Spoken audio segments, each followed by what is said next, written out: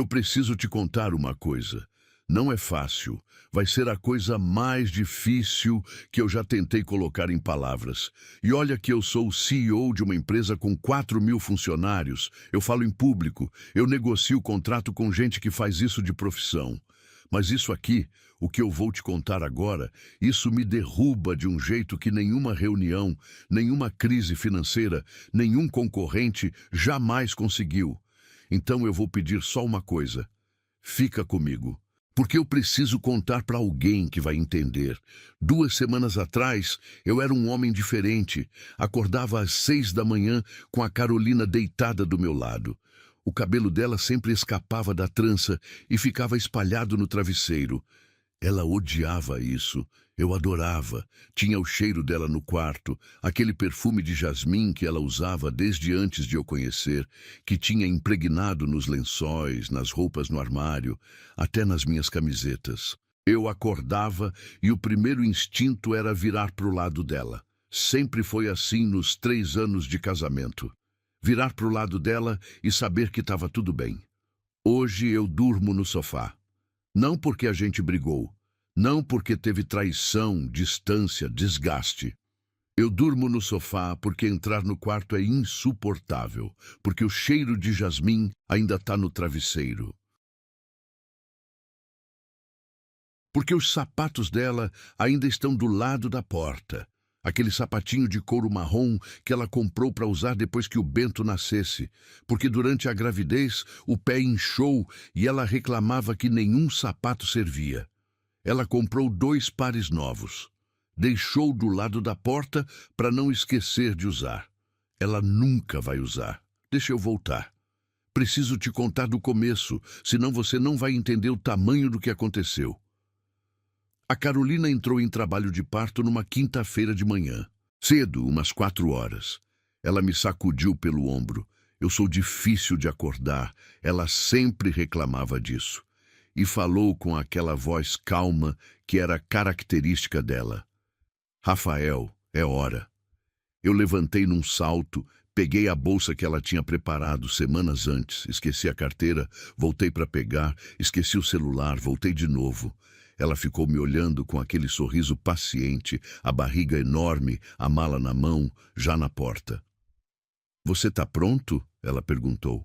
Eu nunca tive tanta certeza de nada na vida. Tô pronto. O parto foi normal. Longo, difícil para ela. Eu segurei a mão dela por horas no corredor até me mandarem esperar do lado de fora. Fiquei andando em círculo naquele corredor de hospital. O chão de linóleo branco, o cheiro de antisséptico, o barulho distante dos equipamentos. Rezei, e eu não sou homem de rezar. Fiz promessa para coisa que eu nem sei se existe. Pedi que ela ficasse bem. Pedi que ele ficasse bem. Pedi pelos dois. Às 11h42 da manhã, uma enfermeira abriu a porta e me disse: seu filho nasceu, é lindo e tá saudável. Eu chorei no corredor. Chorei igual criança, sem vergonha, sem tentar esconder. Um segurança que passava me olhou com aquele olhar de quem reconhece o choro de Pai Novo e deu um tapinha no meu ombro. Eu nem sei o nome desse homem. Mas aquele tapinho no ombro eu ainda sinto. Deixaram eu entrar. O Bento estava no berço aquecido, enroladinho, vermelho, com aquela cara de velho que recém-nascido tem. Os punhos cerrados, os olhos fechados. Eu coloquei o dedo na mão dele. Ele apertou. Um reflexo, eu sei. Mas foi a coisa mais poderosa que eu já senti na vida. Eu fui até a Carolina para contar que ele tinha apertado meu dedo. Ela não estava bem. A médica estava do lado dela, com uma expressão que eu nunca tinha visto em rosto humano. Aquela expressão de quem sabe uma coisa que vai mudar a vida de alguém e não tem como adiar. Hemorragia pós-parto, rara, fulminante. A palavra que ela usou foi complicação. Como se complicação fosse um termo suficiente. Como se complicação coubesse no tamanho do que estava acontecendo. Trabalharam por 40 minutos tentando estabilizar a Carolina. Eu fiquei no corredor. De novo, o mesmo corredor, o mesmo linóleo branco, o mesmo cheiro de antisséptico. Mas dessa vez eu não andei em círculo. Eu fiquei parado, encostado na parede, porque as pernas não obedeciam mais. Eu fiquei olhando para o chão e tentando respirar e pedindo para aquela coisa que eu nem sei se existe. A médica saiu com aquela mesma expressão, e eu soube antes de ela abrir a boca. Seu filho está bem, sua esposa. Não conseguimos. Eu não vou te descrever o que aconteceu depois. Não porque eu não lembro. Eu lembro de tudo, cada detalhe, cada segundo daquela tarde. Eu não vou te descrever porque algumas coisas, quando você coloca em palavras, viram pequenas demais para o tamanho que são. O que aconteceu depois foi grande demais para caber em qualquer frase que eu possa te dizer. O que eu posso te dizer é o seguinte: eu trouxe o Bento para casa sozinho. 8 dias depois do parto. Eu, meu filho recém-nascido, e um apartamento de 300 metros quadrados que cheirava a jasmim e tinha os sapatos dela do lado da porta. Eu não sabia fazer nada. Isso precisa ficar claro para você entender o que vem depois. Eu nunca tinha trocado fralda, nunca tinha dado banho em recém-nascido, não sabia como segurar direito, não sabia por que ele chorava tanto, não sabia a diferença entre o choro de fome e o choro de dor. A enfermeira do hospital tinha me dado um papel com instruções. Eu li aquele papel umas 20 vezes. Não adiantou nada. O Bento chorava. Você precisa entender o que é esse choro. Não é barulho. É uma coisa que entra pela orelha e desce até algum lugar no peito que você nem sabia que tinha. É urgência pura. É necessidade crua. É um ser humano minúsculo dizendo eu preciso de você com cada músculo do corpo. E eu estava ali, segurando meu filho com os braços rígidos de quem nunca segurou um bebê, tentando fazer o que o papel dizia, e ele chorava e não parava. A mamadeira era o maior problema. O Bento não aceitava. Eu não entendo até hoje exatamente o porquê. O pediatra falou em preferência, em instinto, em coisas que um bebê sente que a gente não consegue medir. O fato é que eu comprei 4 marcas diferentes de bico, tentei 3 fórmulas, esquentei na temperatura certa, testei todas as posições que o papel descrevia. Nada. Ele virava o rosto, empurrava o bico com a língua e voltava a chorar com a raiva de quem sabe exatamente o que precisa e não entende porque ninguém está oferecendo. Contratei babá. A primeira durou 5 dias. Era uma mulher experiente, recomendada, com 15 anos de profissão. Ela tentou de tudo com o Bento e na manhã do 5º dia me ligou. Senhor Rafael, eu lamento muito, mas esse bebê precisa de algo que está além da minha capacidade. Me desculpe. Eu fiquei olhando para o telefone depois que ela desligou, sem conseguir processar que uma mulher com 15 anos de experiência tinha desistido do meu filho. A segunda babá durou 3 dias. A terceira saiu no 2º dia. Ela me devolveu o adiantamento do salário, coisa que eu nunca vi acontecer, e disse: esse bebê não precisa de babá, ele precisa de mãe. Ela falou isso sem maldade, eu tenho certeza. Mas a frase ficou. Ficou pregada em algum lugar dentro de mim que já estava machucado demais. Esse bebê precisa de mãe. Eu sei disso melhor do que qualquer pessoa. Nessa época eu tinha parado de funcionar. Não de um jeito dramático. Não fiquei na cama, não deixei de comer, não fiz nada que alguém de fora pudesse apontar e dizer: olha, esse homem está se destruindo. Era mais silencioso do que isso. Era a camiseta com mancha de fórmula derramada que eu esquecia de trocar. Era a barba de uma semana que eu não percebia. Era a louça na pia, as roupas de bebê espalhadas pelo chão, as mamadeiras pela metade em cima do balcão. Era sentar no sofá com o Bento no colo às 3 da manhã, ele gritando, eu com os olhos abertos no escuro, e não conseguir pensar em nada além de: eu não sei o que fazer. Eu não sei como fazer isso. Eu que gerencio 4.000 pessoas. Eu que faço aquisição de empresa num almoço de 90 minutos. Eu que nunca perdi o controle de uma situação na minha vida profissional. Eu estava sendo derrotado por um bebê de 8 quilos que precisava de comida. A agência de empregos mandou uma mensagem. A babá nova só estaria disponível na semana seguinte, mas podiam mandar uma empregada doméstica no dia seguinte. Limpeza e organização, não cuidado de criança. Eu olhei para o apartamento, olhei para as louças, para o chão cheio de roupa, para as mamadeiras. Mandei uma mensagem de volta. Pode mandar. Na manhã seguinte, às 8 em ponto, a campainha tocou. Eu estava no sofá. Bento tinha chorado a madrugada inteira e tinha dormido uns 40 minutos exausto, em cima do meu peito. Eu não tinha dormido. Tinha ficado imóvel, com medo de acordar ele, olhando para o teto, sentindo o peso pequenininho do meu filho sobre o meu externo, o calor dele, a respiração acelerada de recém-nascido que sobe e desce depressa demais e a gente fica com medo que pare. Fui até a porta. Abri. Uma mulher. Uniforme cinza, cabelo preso num coque firme, luvas amarelas na mão. Olhos que me avaliaram num segundo, não com julgamento, com leitura.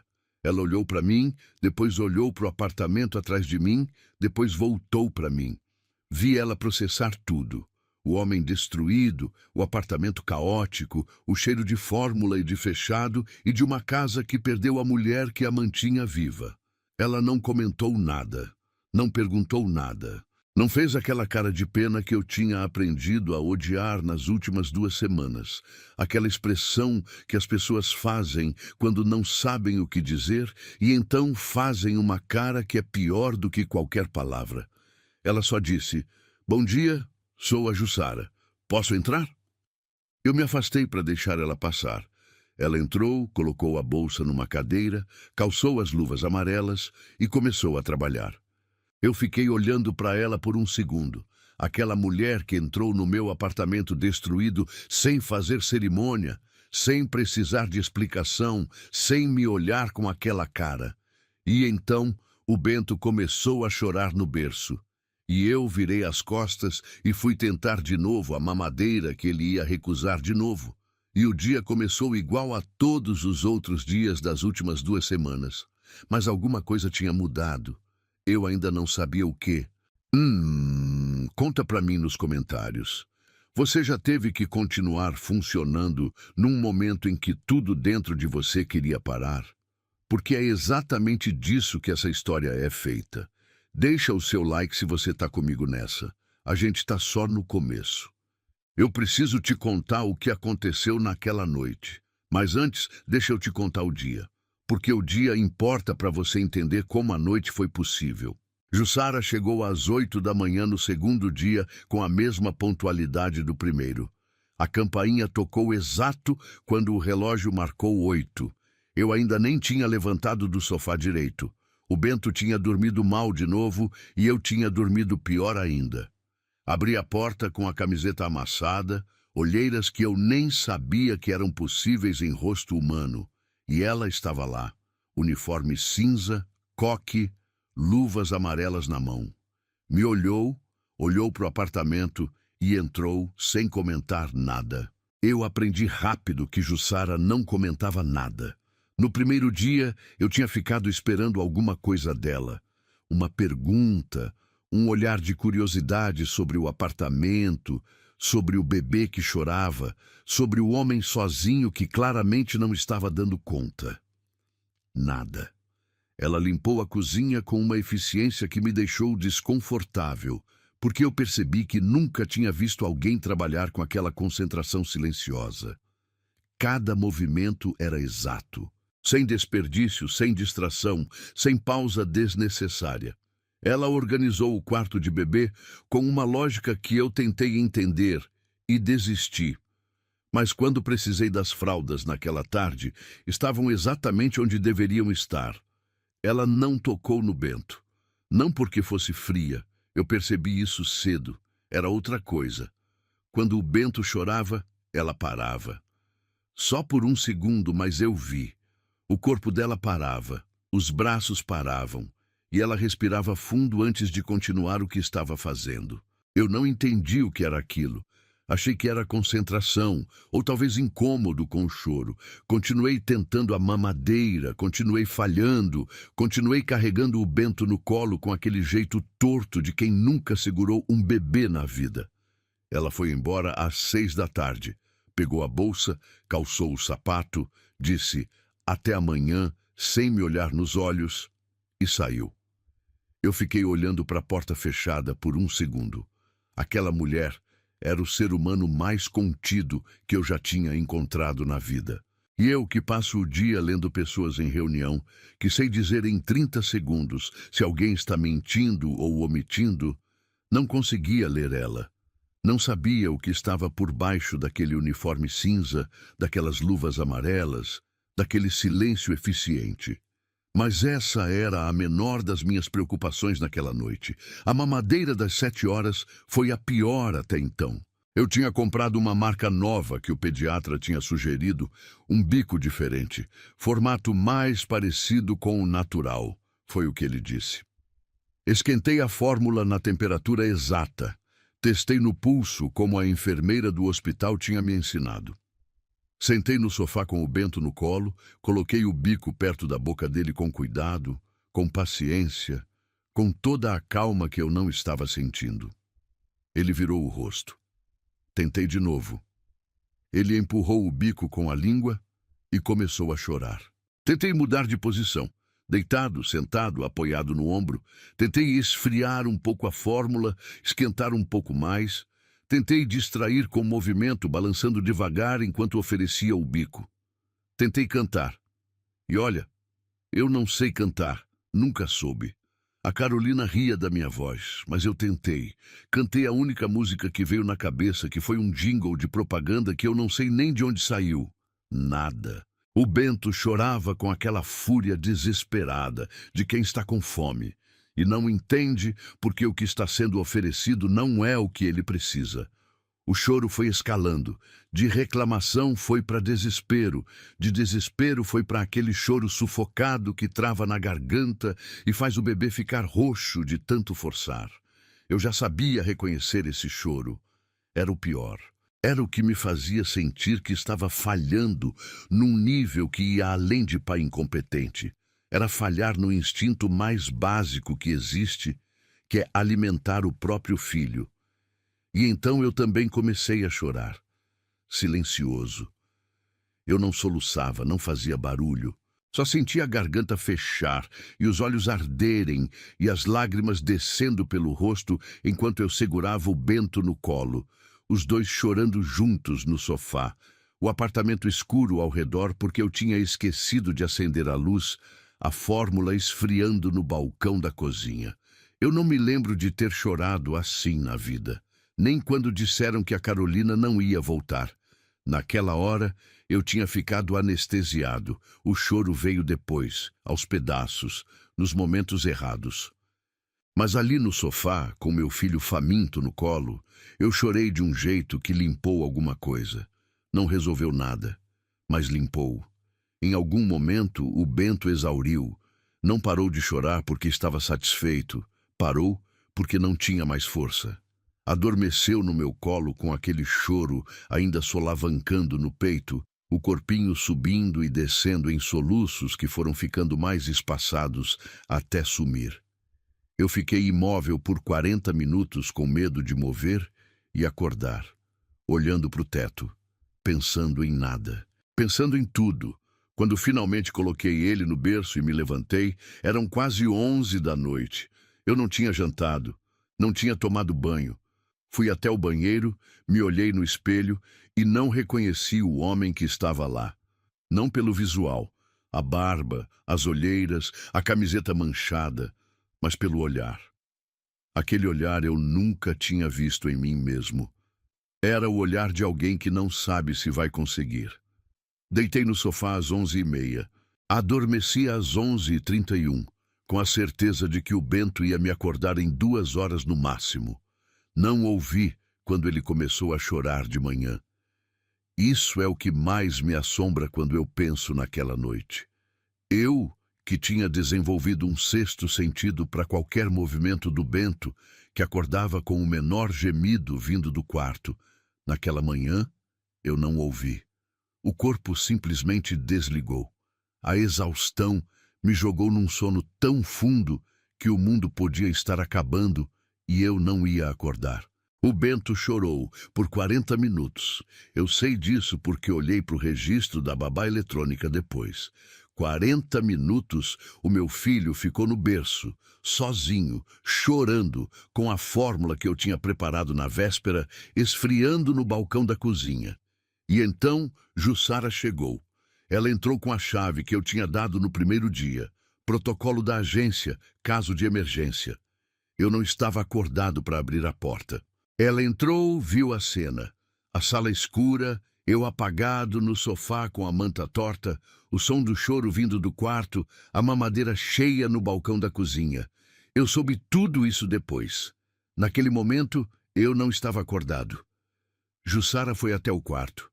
Ela me contou semanas depois o que pensou quando entrou. Que o Bento estava vermelho de chorar, os punhos cerrados, o corpo inteiro mobilizado num grito que não tinha mais lágrima, só desespero seco. Que ela pegou ele no colo, e que foi a primeira vez que ela tocou nele, naqueles 2 dias, que tentou a mamadeira, que ele recusou com aquela fúria de sempre. E então ela me contou o que aconteceu dentro dela naquele momento. Ela olhou para o bebê. Olhou para os próprios seios, que doíam há semanas, um tipo de dor que eu nunca vou conhecer, mas que ela descreveu como física e emocional ao mesmo tempo, o corpo produzindo o que não tem mais destino. Olhou para o bebê de novo e tomou uma decisão. Eu acordei com um silêncio. Isso parece estranho, eu sei, mas quem viveu semanas de choro contínuo entende o que o silêncio faz. Ele me acordou mais rápido do que qualquer barulho teria conseguido. Aquela ausência de som depois de tanto som era impossível, era errada, era alguma coisa que precisava de explicação. Me levantei devagar, as pernas formigavam de tanto tempo dobradas no sofá. Fui descalço pelo corredor, o piso frio sob os pés, a luz da manhã entrando pela janela do quarto do Bento em fios dourados pela fresta da persiana. Empurrei a porta devagar. E vi. Jussara estava sentada na poltrona do canto, aquela poltrona que a Carolina tinha escolhido especialmente para amamentar, com o encosto na altura certa e o apoio de braço acolchoado. As luvas amarelas estavam no chão ao lado. O uniforme estava aberto. E o Bento estava no colo dela, mamando, com aquela paz que eu não tinha visto no rosto do meu filho desde que ele tinha chegado ao mundo. O silêncio era completo, só a respiração dele, satisfeita, ritmada, o barulhinho pequeno de quem finalmente encontrou o que precisava. Jussara me viu na porta. Os olhos dela eram de quem espera sentença, não de culpa, de quem fez o que tinha que ser feito e sabe que o mundo nem sempre entende o que tem que ser feito. Ela me olhou direto, sem desviar, sem se encolher, mas havia algo mais naquele olhar, uma camada embaixo do profissional, embaixo do contido, embaixo de tudo que ela tinha me mostrado nos 2 dias anteriores. Havia dor, não a dor de quem errou, a dor de quem perdeu. Eu fiquei na porta sem conseguir falar, não de choque. Eu precisei de um segundo para processar não só o que eu estava vendo, mas o que eu estava sentindo ao ver. O meu filho em paz. O meu filho alimentado. O meu filho com aquele peso mole e satisfeito de bebê que mamou. Os punhos que tinham estado cerrados de desespero, agora abertos, relaxados, os dedinhos estendidos. As lágrimas que eu tinha no colo dela escorriam em silêncio pelo rosto. Ela não estava soluçando, não estava fazendo barulho, chorava calada para não me acordar, para não assustar o bebê. As lágrimas caíam no cabelo fino e escuro do Bento e ela não fazia nada para enxugar. As mãos ocupadas, segurando o filho de outro.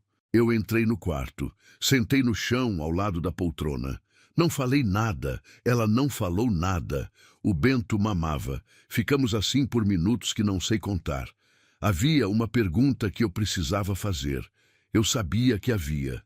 Mas naquele momento, com meu filho em paz pela primeira vez desde que nasceu, com aquele silêncio dourado da manhã no quarto que cheirava a bebê e a algo que eu não conseguia nomear, eu não conseguia abrir a boca. Porque eu olhei para ela e soube. Não soube o que, não soube como, não soube nada concreto, mas soube que aquelas lágrimas não eram só sobre o meu filho, que aquela dor que eu via no rosto dela embaixo do silêncio profissional era uma dor que eu reconhecia. Não porque era igual à minha, mas porque era do mesmo tamanho. Quem é você, Jussara? O que você carrega? Eu ia descobrir, mas naquela manhã, enquanto o Bento mamava em paz na poltrona que a Carolina tinha escolhido, eu só fiquei sentado no chão frio do quarto, encostado na parede, e deixei o silêncio ser suficiente. O silêncio durou mais do que eu esperava. Bento mamou até esvaziar, até aquele peso mole e completo de bebê satisfeito que eu ainda não conhecia, porque nas semanas anteriores ele nunca tinha chegado até esse ponto. Sempre parava no meio, recusava, chorava de novo. Mas dessa vez ele mamou até o fim. E quando terminou, o corpinho inteiro afundou nos braços de Jussara, com aquela entrega absoluta de quem finalmente descansou. Ela olhou para baixo para ele. Eu olhei para ela, olhar para ele. E então ela olhou para mim. Não era o olhar de antes, aquele olhar profissional, aquela leitura rápida de ambiente que ela fazia quando chegava. Era outro olhar. Era o olhar de alguém que foi pego fazendo algo que não tem como explicar em linguagem de contrato de trabalho, em linguagem de agência de emprego, em qualquer linguagem que o mundo usa para organizar as coisas em caixinhas onde elas fazem sentido. Eu precisava falar alguma coisa. Fui o primeiro a abrir a boca, mas o que saiu não foi o que eu planejava. Eu planejava perguntar o que tinha acontecido. Planejava ser o patrão racional, fazendo a pergunta óbvia. Em vez disso, o que eu disse foi, obrigado. Ela piscou, como se não esperasse essa palavra. Obrigado, eu repeti, e minha voz saiu mais grossa do que eu queria, porque eu não tinha dormido, e porque tinha alguma coisa apertando na minha garganta que não era só cansaço. Meu filho está em paz, é a primeira vez que eu vejo ele assim. Jussara abaixou o olhar para o Bento. Ajeitou ele no colo com aquele cuidado de mãos que sabem o que estão fazendo. E ficou em silêncio por alguns segundos. Não o silêncio contido de sempre, mas um silêncio diferente, de alguém organizando palavras que não são fáceis de organizar. Então, ela falou, eu sei que eu devia ter pedido permissão. Eu sei que não é minha função. Eu sei que isso pode ser um problema. Ela parou, respirou. Mas ele estava chorando há 40 minutos e você estava dormindo e a mamadeira estava cheia no balcão. E o meu corpo... Ela parou de novo e eu vi a mandíbula dela apertar. O meu corpo tem leite e tinha um bebê com fome. Eu não consegui não fazer. Eu olhei para ela. Olhei de verdade pela primeira vez desde que ela tinha chegado 2 dias antes. Não a leitura rápida que eu fazia de funcionário. Olhei para a pessoa.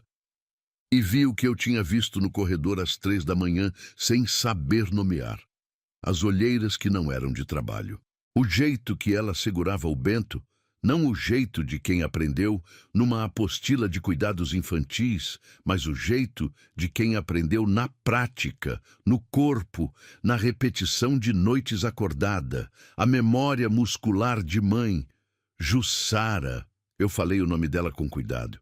Você disse que seu corpo tem leite. Isso não acontece sem razão. Ela não respondeu imediatamente. Olhou para o Bento adormecido no colo. E eu vi, eu juro que eu vi, o momento exato em que ela decidiu me contar. Não porque eu merecia saber, não porque era minha função saber, mas porque guardar aquilo sozinha estava pesado demais. Eu tive um bebê, ela disse. A voz saiu baixa, mas firme. Há 4 meses. Ela parou. Eu esperei. Ele morreu, 3 semanas atrás. Morte súbita. O ar saiu do quarto. Não metaforicamente. Eu literalmente senti como se o oxigênio tivesse sido sugado de dentro daquelas 4 paredes. Eu estava sentado no chão, encostado na parede, e precisei pressionar as costas contra ela para me certificar que estava sólida, que o chão embaixo de mim ainda estava lá. 3 semanas atrás. A Carolina tinha morrido há 3 semanas. O filho de Jussara tinha morrido há 3 semanas. Nós dois tínhamos chegado ao pior momento das nossas vidas na mesma janela de tempo. E o destino, ou o acaso, ou o que quer que organize essas coincidências horríveis, tinha nos colocado no mesmo apartamento. Eu não consegui falar por um tempo que não sei medir. Quando eu consegui, a voz saiu diferente. Como ele se chamava? Ela levantou o olhar. Acho que ela não esperava essa pergunta. As pessoas em geral perguntam o que aconteceu, como foi, os detalhes práticos da tragédia. Eu perguntei o nome. Enzo, ela disse. E o nome saiu dela como uma coisa física, como se pronunciar aquelas 2 sílabas custasse alguma coisa concreta. Enzo tinha 3 meses e 1 semana quando eu fui acordar ele de manhã e ele não acordou. Eu fechei os olhos por um segundo. Morte súbita infantil. Eu sabia o que era. A mais cruel das perdas, porque não tem culpa, não tem aviso, não tem explicação que o cérebro aceite. Você dorme com o filho saudável e acorda com um silêncio que não deveria existir. E o corpo dela continuava produzindo leite para um filho que não estava mais aqui para receber. O leite não para de um dia para o outro, ela disse, como se estivesse explicando uma equação. Mas a voz tremeu no meio da frase, um tremor pequeno que ela controlou rapidamente. Eu ia começar a doação no banco de leite essa semana. Mas aí esse emprego apareceu e eu precisava trabalhar. E então eu cheguei aqui e ouvi o Bento chorando. E o seu filho estava com fome, eu disse. Ela me olhou. Não o meu filho, ela corrigiu. E havia algo no modo como ela disse isso. Uma correção que ela precisava fazer. Uma fronteira que ela mesma estava traçando para se proteger de algo que ela sabia que era perigoso. O senhor filho, eu sei a diferença. Eu sei que você sabe, eu disse. Não era crítica. Silêncio de novo. Mas diferente de todos os silêncios anteriores. Esse era o silêncio de depois da confissão. Mais leve e mais pesado ao mesmo tempo. Mais leve porque a verdade estava dita. Mais pesado porque a verdade era grande. Eu precisava tomar uma decisão. Eu podia agradecer, pagar o dia, ligar para a agência e pedir outra pessoa. Era a decisão que fazia sentido no papel. Funcionária que extrapola função, situação emocionalmente complexa, riscos de apego, fronteiras profissionais indefinidas. Eu tinha MBA, eu sabia identificar uma situação de risco de gestão quando via uma. Mas meu filho estava dormindo no colo dela com aquela paz que eu não sabia que era possível. E eu olhei para Jussara e pensei, essa mulher está carregando a mesma coisa que eu. Não igual, nunca é igual, mas do mesmo peso. E ela veio trabalhar. Ela botou o uniforme, prendeu o cabelo, calçou as luvas amarelas e veio trabalhar 3 semanas depois de enterrar o filho. Quem eu sou para julgar como ela está lidando com isso quando eu mal consigo me olhar no espelho? Eu quero que você fique, eu disse. Ela ficou me olhando. Não só como empregada doméstica, continuei. Eu preciso de alguém que cuide do Bento. A babá que a agência ia mandar, eu vou cancelar. Eu quero que você fique. Salário diferente, função diferente. Parei. Se você quiser. Por que eu? Ela perguntou. Não era vaidade, era genuína. Tem babás com formação, com certificação, com experiência documentada. Porque meu filho está dormindo no seu colo pela primeira vez desde que nasceu, eu disse. E porque eu acho que nesse momento você precisa disso tanto quanto ele. Foi a coisa mais direta que eu falei para alguém em muito tempo. Não sei de onde veio. Saiu antes de eu pensar. Ela abaixou o olhar para o Bento. Ficou olhando para ele por um longo tempo.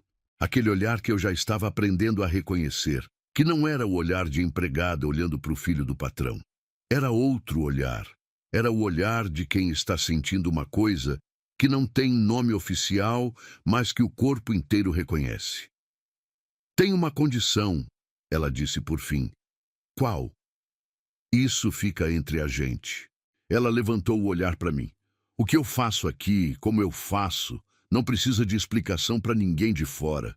O Bento está bem. Isso é o que importa. Eu concordei. Na hora pareceu simples.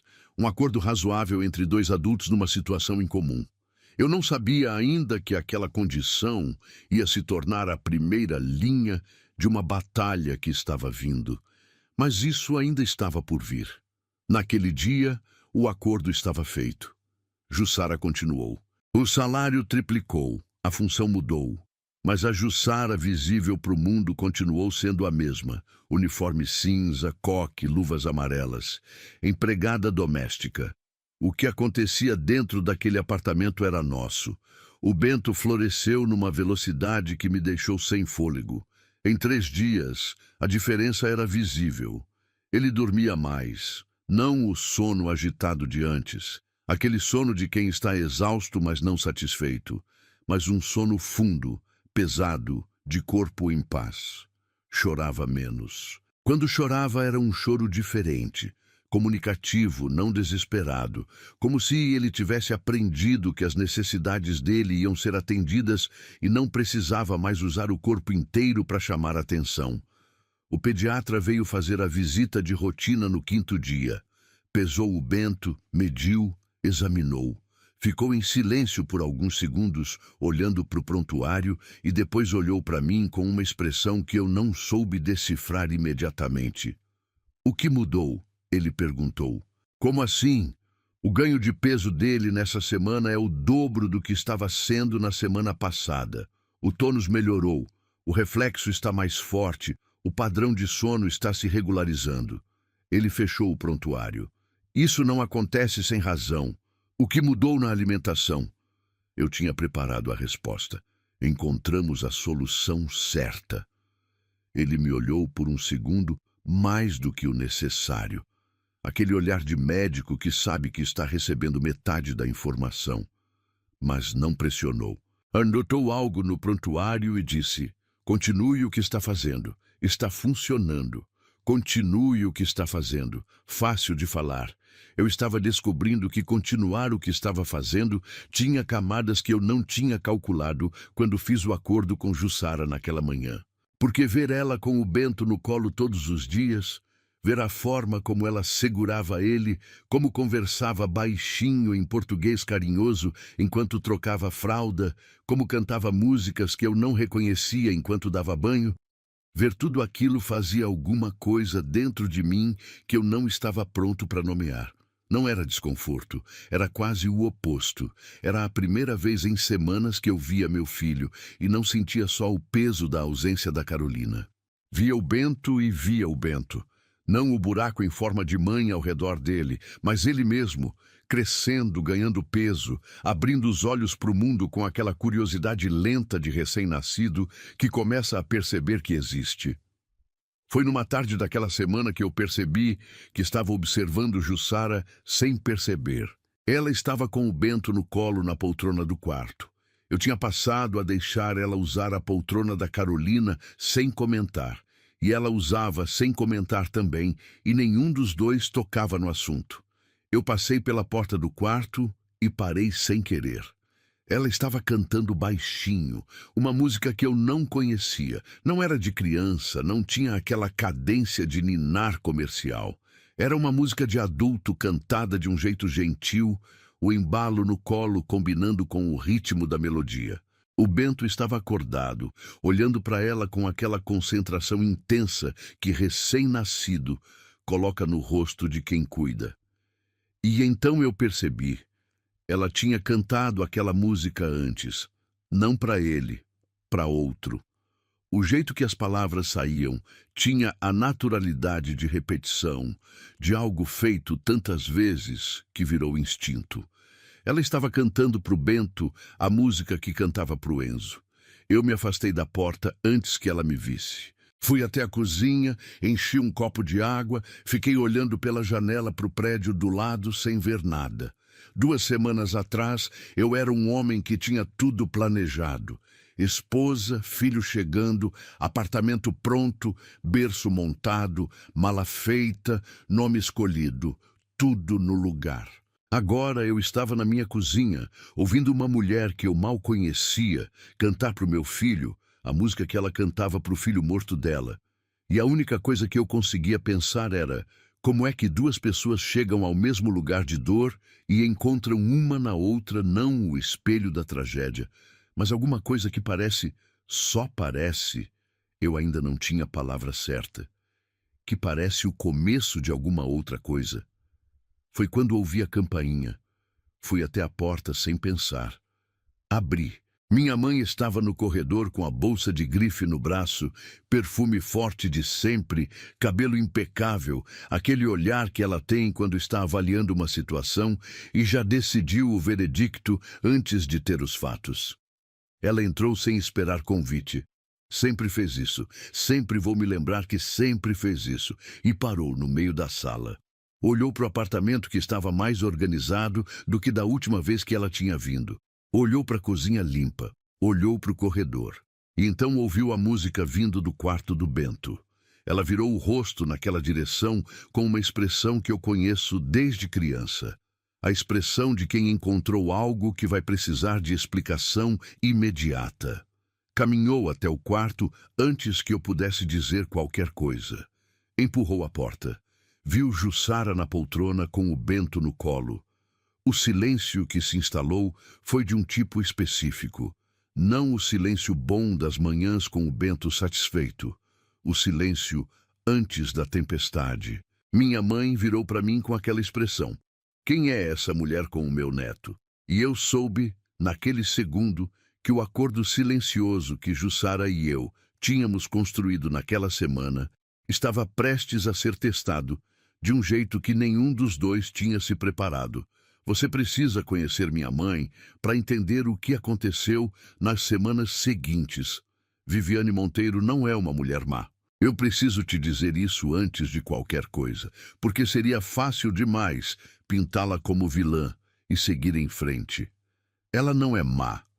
Ela é uma mulher que passou a vida inteira usando o controle como linguagem de amor. E nunca aprendeu que existe diferença entre as duas coisas. Ela controla porque se importa. O problema é que o resultado prático é idêntico ao de quem não se importa nada. Ela ficou naquela porta do quarto por 3 segundos que pareceram 30. Jussara não se mexeu. Não se encolheu, não desviou o olhar, não tentou se explicar. Ficou na poltrona com o Bento no colo com aquela compostura que eu tinha aprendido a reconhecer como a armadura dela. Não arrogância, não desafio. Era a postura de alguém que sabe que não fez nada errado e não vai fingir que fez, só porque alguém entrou no quarto com energia de julgamento. Eu gostei disso nela. Naquele momento específico, eu gostei muito disso. Mãe, eu disse, e minha voz saiu mais firme do que eu esperava. Essa é a Jussara. Ela cuida do Bento. Eu não perguntei o que ela faz. Minha mãe disse sem tirar os olhos de Jussara. Eu perguntei quem ela é. São a mesma resposta. Minha mãe finalmente me olhou. Naquele olhar havia uma conversa inteira que ela queria ter, mas que a presença de Jussara adiava. Eu vi ela guardar as perguntas, cada uma delas, numa caixinha mental para abrir quando estivéssemos sozinhos.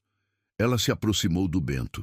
Tocou o rosto dele com a ponta do dedo, e pelo menos nesse gesto havia ternura genuína, porque minha mãe ama meu filho.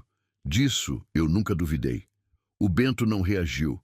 Estava sonolento, satisfeito, o mundo podendo acabar que não ia fazer diferença para ele naquele momento.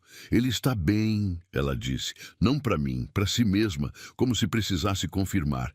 Está bem, eu confirmei. Ela ficou mais 1 hora. Tomou café na cozinha comigo enquanto Jussara organizava o quarto lá atrás. E durante essa hora, minha mãe fez todas as perguntas que eu esperava que ela fizesse, mas com o cuidado estratégico de quem aprende informação antes de usar. De onde ela é, qual agência, tem experiência com recém-nascidos, qual a formação dela. Eu respondi o que sabia e omiti o que não cabia em resposta de cozinha. Ela percebeu a omissão. Minha mãe sempre percebe omissão. É um talento dela que eu herdei e que às vezes odeio ter herdado, mas não pressionou. Ainda. Foi embora com um beijinho no meu rosto e "a gente conversa", que era menos promessa e mais aviso. A investigação começou no dia seguinte. Eu não sei exatamente como minha mãe opera essas coisas, mas eu sei que ela opera. Tem uma mulher. Eu nunca fui formalmente apresentado. Ela aparece em conversas como uma pessoa que me ajuda, que verifica antecedentes, histórico, qualquer coisa que possa ser encontrada sobre qualquer pessoa que entre na órbita da família. Minha mãe usou isso antes do nosso casamento para verificar a Carolina. Eu só fiquei sabendo depois, e foi uma das brigas mais sérias que tivemos. Eu devia ter lembrado disso quando Jussara chegou. Não lembrei. Estava ocupado demais sobrevivendo. O que a investigação encontrou foi o seguinte: Jussara Alves Santos, 28 anos, Zona Norte, emprego temporário por agência, histórico de trabalhos domésticos, sem passagem pela polícia, sem dívidas em aberto. Perfil limpo, classe baixa, sem qualificação formal em cuidados infantis. O que a investigação não encontrou foi o Enzo. Certidão de óbito existe, mas não aparece em buscas básicas, fica em cartório, e a mulher que minha mãe usa, por melhor que seja, não foi fundo o suficiente naquele momento. Então minha mãe chegou na minha sala 2 dias depois com o que tinha. Rafael, essa mulher não tem qualificação nenhuma para cuidar de criança. Eu estava na mesa do escritório em casa, numa videoconferência que eu tinha pausado quando ela entrou sem avisar. E o que eu senti foi uma mistura de cansaço e irritação numa proporção que eu não soube gerenciar muito bem.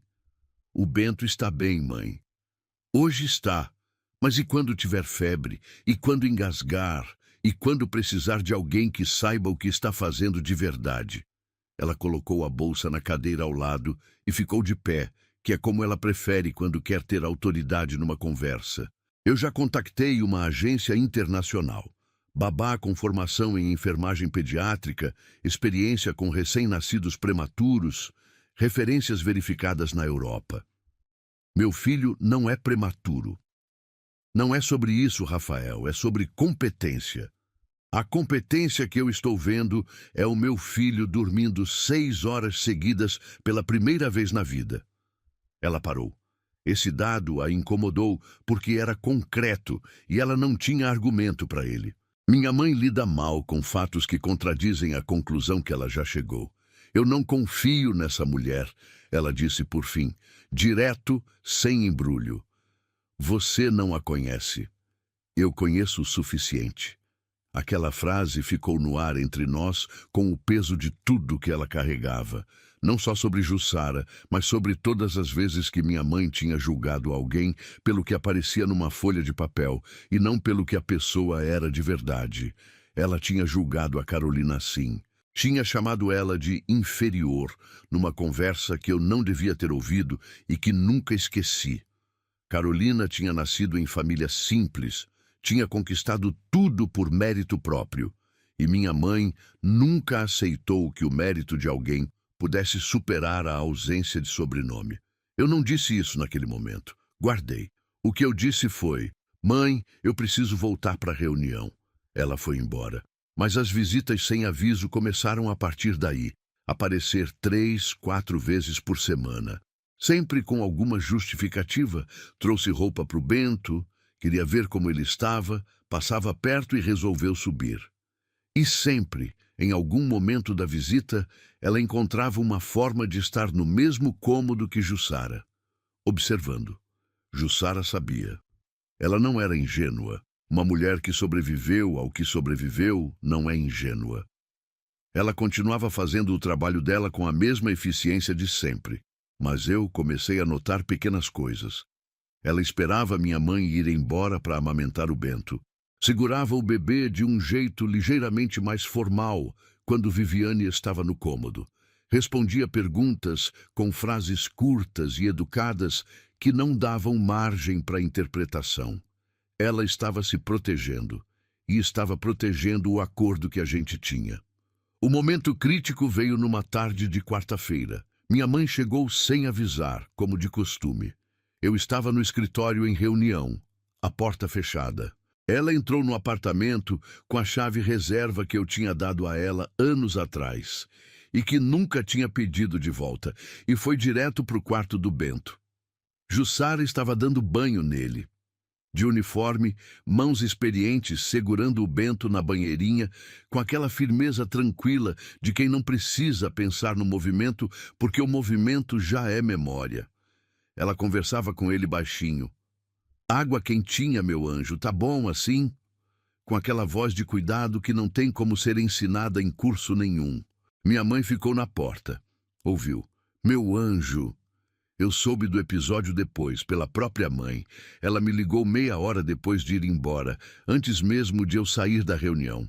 Ela chamou seu filho de meu anjo, Rafael. "Mãe, essa mulher está se apegando.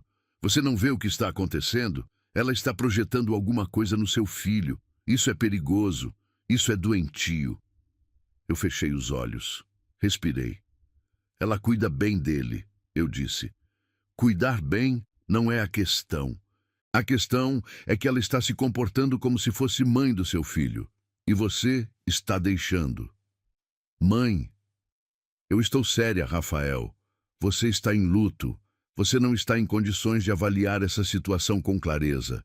Deixa eu ajudar. A babá europeia pode começar na semana que vem?" "Não." Silêncio. "Não." Ela repetiu, como se a palavra não fizesse sentido. "Não", eu confirmei. "Obrigado pela preocupação, mas não." Desliguei. Fiquei sentado na cadeira do escritório por alguns minutos, olhando para o telefone. Do corredor vinha o som de Jussara cantando para Bento depois do banho. Aquela mesma música que eu tinha ouvido dias antes, que não era música de criança, mas que ela cantava de um jeito que virava. Minha mãe não estava errada sobre uma coisa: Jussara estava se apegando. Mas o que minha mãe não sabia, o que eu ainda não podia contar, era que o apego não era projeção doentia, era cura. Era uma mulher que tinha perdido o filho há 3 semanas, encontrando no meu filho um motivo para continuar produzindo leite, continuar acordando de manhã, continuar colocando uniforme e calçando luva e fazendo o movimento de ir. Eu entendia isso. Entendia, porque eu estava fazendo a mesma coisa. Eu estava indo trabalhar por videoconferência porque o Bento precisava de mim funcional.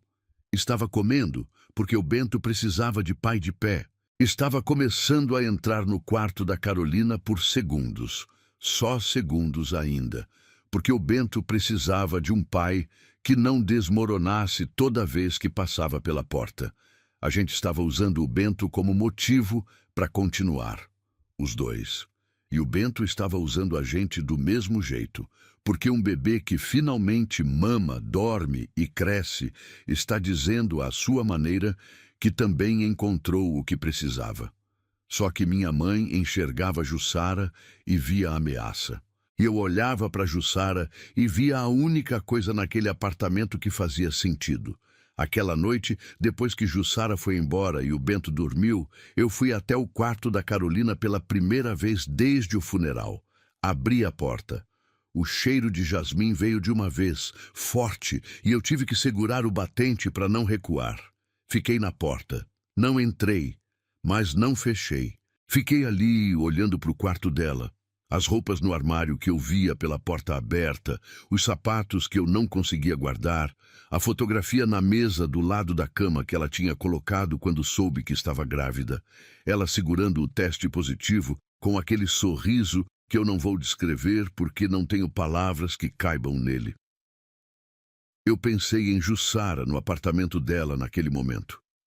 Sozinha. com o berço do Enzo no canto que ela não tinha conseguido desmontar, com o leite que continuava descendo para o filho que não estava mais lá para receber. 2 apartamentos, 2 quartos que ninguém conseguia entrar, 2 lutos que não cabiam em nenhuma linguagem que o mundo oferece para essas coisas.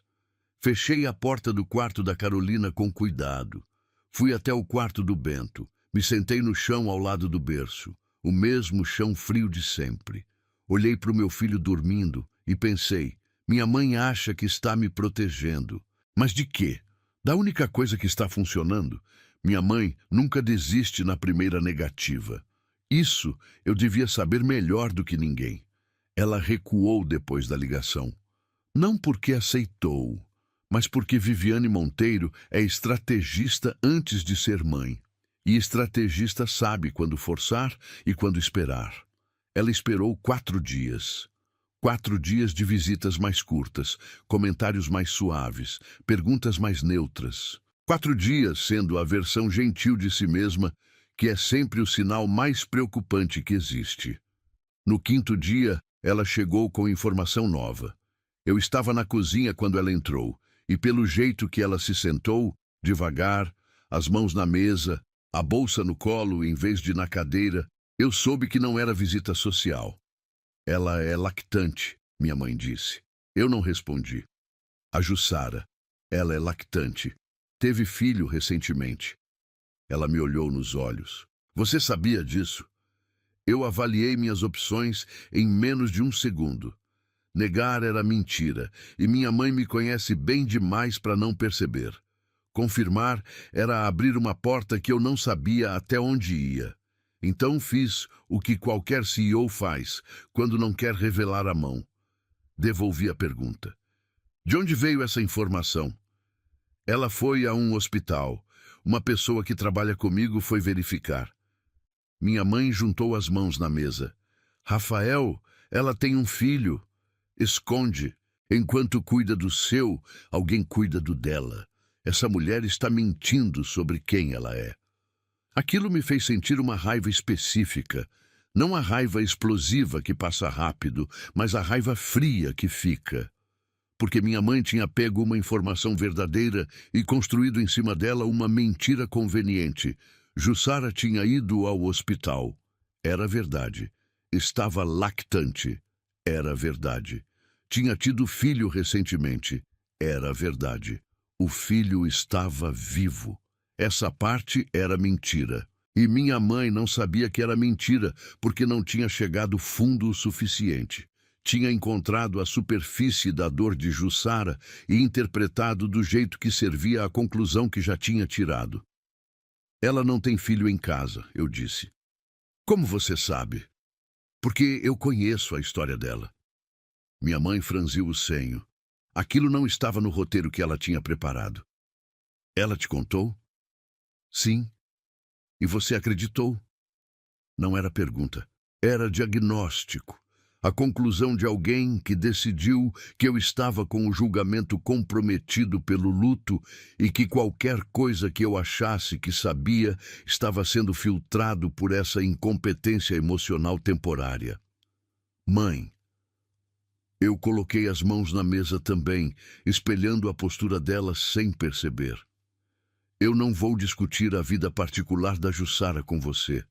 O que eu vou dizer é o seguinte: o Bento está saudável, está crescendo, está bem. Eu estou bem. A situação está funcionando. Por quanto tempo? Ela perguntou. Você vai depender de uma mulher que você mal conhece pelo resto da vida? E quando ela for embora, o que acontece com o Bento? Com você? Quando esse momento chegar, a gente lida com esse momento.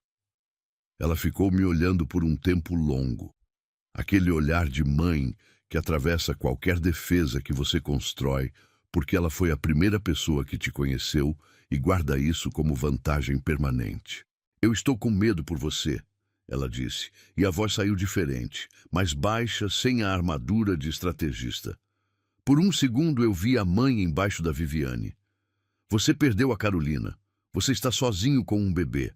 Você está vulnerável de um jeito que você não estava nunca na vida. E essa mulher apareceu no momento exato. Ela não apareceu, eu interrompi. Eu contratei, a agência mandou. Foi burocrático e aleatório e não teve nada de planejado. Eu sei que você acredita nisso. Ela foi embora meia hora depois. Eu fiquei na cozinha com o café esfriando na xícara, olhando pela janela, sentindo a semente que ela tinha plantado tentando criar raiz. A semente era simples e eficiente, como todas as dúvidas bem construídas. E se eu não soubesse de tudo? Eu sabia da morte do Enzo, sabia do leite, sabia do acordo, mas sabia de tudo? Jussara era uma mulher de poucas palavras que tinha me contado o essencial numa manhã de crise. Quanto do essencial ainda estava guardado, comecei a observar de um jeito diferente, não com desconfiança. Preciso que você entenda essa diferença, porque importa. Não era o olhar de patrão investigando funcionária. Era o olhar de homem que percebeu que estava vendo uma pessoa sem realmente ver e que queria ver de verdade. E o que eu comecei a ver foi isso. Jussara carregava o Bento com a memória muscular de quem carregou outro. O jeito que ela apoiava a cabeça dele, o ângulo do cotovelo, a forma que ela ajeitava o corpinho quando ele ficava irrequieto, não era técnica aprendida. Era repetição. Era o corpo fazendo de novo o que já sabia fazer. As olheiras dela não eram de trabalho. Eu já havia notado isso, mas agora eu entendia. Ela dormia mal, não porque acordava com o Bento.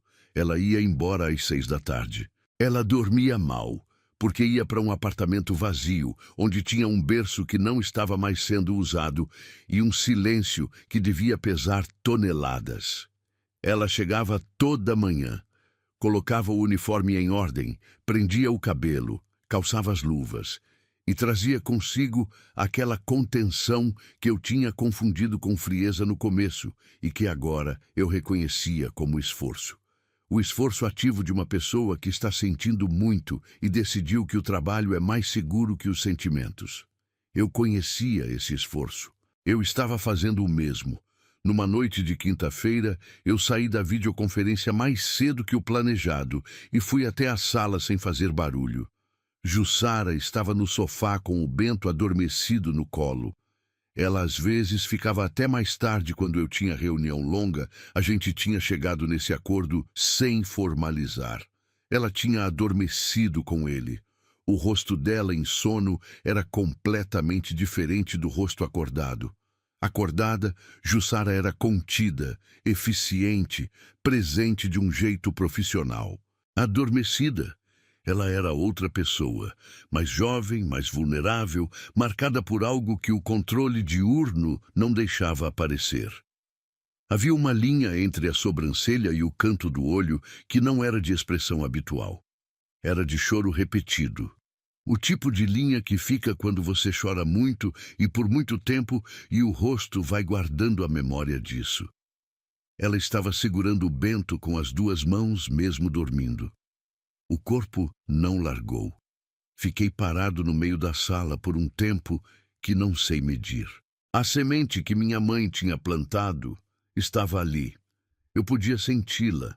A dúvida possível, a desconfiança disponível, o questionamento que eu podia escolher fazer. Minha mãe ia querer que eu olhasse para essa cena e visse risco, instabilidade. Uma mulher com agenda. Eu olhei e vi uma mãe que perdeu o filho dormindo com o filho de outro porque o corpo não sabe como parar de ser mãe. Na manhã seguinte, tomei uma decisão. Não ia investigar pelas costas.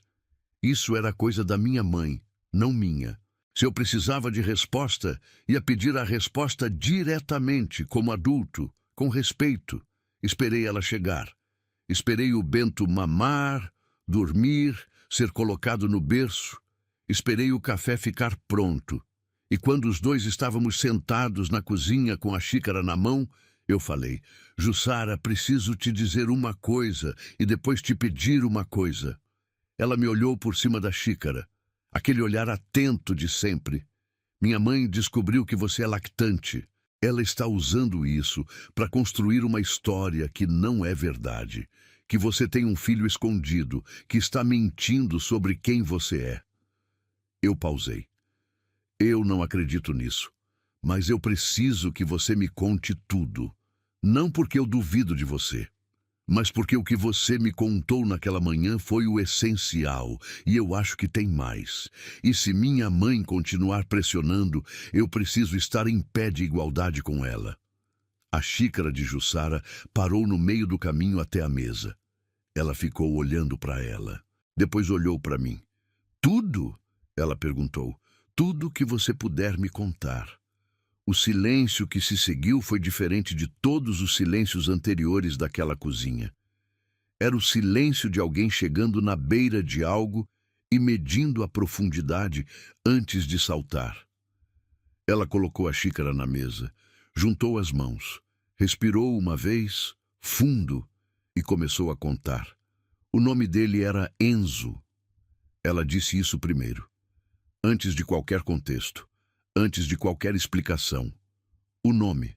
Como se a primeira coisa que o mundo precisava saber sobre o filho dela era que ele tinha nome, que ele era real, que ele tinha existido com nome e tudo. Enzo. Eu repeti mentalmente enquanto ela falava. Enzo. 2 sílabas que cabiam mal no tamanho do que representavam. Ela contou devagar. Não do jeito de quem está apresentando fatos, do jeito de quem está andando num campo minado e conhece cada palmo do terreno, porque já andou ali 1000 vezes dentro da própria cabeça, mas nunca em voz alta, nunca para outra pessoa. Enzo tinha nascido saudável. Parto normal, choro forte, apgar bom. Ela sabia os números de cor, como toda mãe que ficou olhando para o papelzinho do hospital, repetindo os dados para ter certeza que eram reais. 4,2 kg, 52 centímetros. Cabelo escuro, igual ao dela. Tinha 3 meses e 1 semana quando morreu. Ela dormia com ele, não na mesma cama, num berço do lado da cama dela, do lado direito, posicionado de um jeito que ela conseguia ver a respiração dele sem precisar levantar. Ela tinha desenvolvido esse hábito nas primeiras semanas, acordar de madrugada só para olhar o peito dele subir e descer. Toda mãe faz isso. É o terror silencioso de quem ama alguém pequeno demais para se defender. Naquela noite, ele estava bem.